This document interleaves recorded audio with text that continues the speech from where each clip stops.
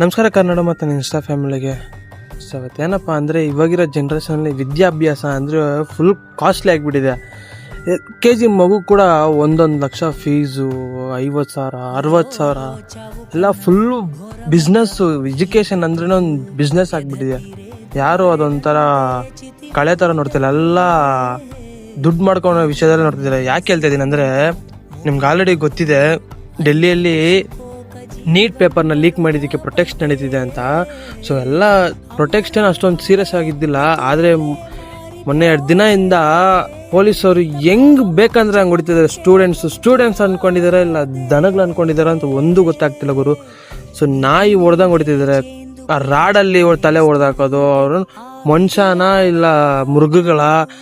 ಸುಮ್ಮನೆ ಹೋಗ್ತಿರೋ ಸ್ಟೂಡೆಂಟ್ಸ್ ಮೇಲೆ ಕೂಡ ಹೊಡಿತಾರೆ. ಸುಮ್ಮನೆ ಏನೋ ಅವ್ರ ಪಾಡ್ಗೆ ಅವ್ರು ಸುಮ್ಮನೆ ಹೋಗ್ತಾ ಇರ್ತಾರೆ, ಅದ್ರ ಕಾಲು ತಡ್ದು ಸುಮ್ಮನೆ ಹೊಡಿತಾ ಇದ್ದಾರೆ. ಪೊಲೀಸ್ಗಳು ಏನೋ ಅವ್ರ ಅಧಿಕಾರದಲ್ಲಿದ್ದಾರೆ ಅಂತ ಏನು ಇಲ್ಲ ಏನ್ ಮನುಷ್ಯನ ಏನ್ ಅನ್ಕೊಂಡಿದ್ದೀರೋ ಗೊತ್ತಿಲ್ಲಪ್ಪ. ಡೆಲ್ಲಿಯಲ್ಲಿ ಹೆಂಗಂದ್ರೆ ಹಂಗೆ ಹೊಡಿತಾ ಇದಾರೆ, ರಾಡಲ್ಲಿ ಎಂದ್ರಂದ್ರೆ ಸಿಕ್ಕ ಹೊಡಿತಾ ಇದಾರೆ. ಸೊ ಈ ಡೆಲ್ಲಿಯಲ್ಲಿ ಪ್ರೊಟೆಕ್ಟ್ ಡೀಟೇಲ್ಸು ನಾನು ಮತ್ತೆ ಪೋಸ್ಟ್ ಮಾಡೇ ಮಾಡ್ತೀನಿ. ಸೊ ಅದ್ರ ಅಪ್ಡೇಟ್ಗೋಸ್ಕರ ನನ್ನ ಐಡಿನ ಫಾಲೋ ಮಾಡ್ಕೊಳ್ರಿ. ಮತ್ತೆ ಥ್ಯಾಂಕ್ ಯು, ಬಾಯ್.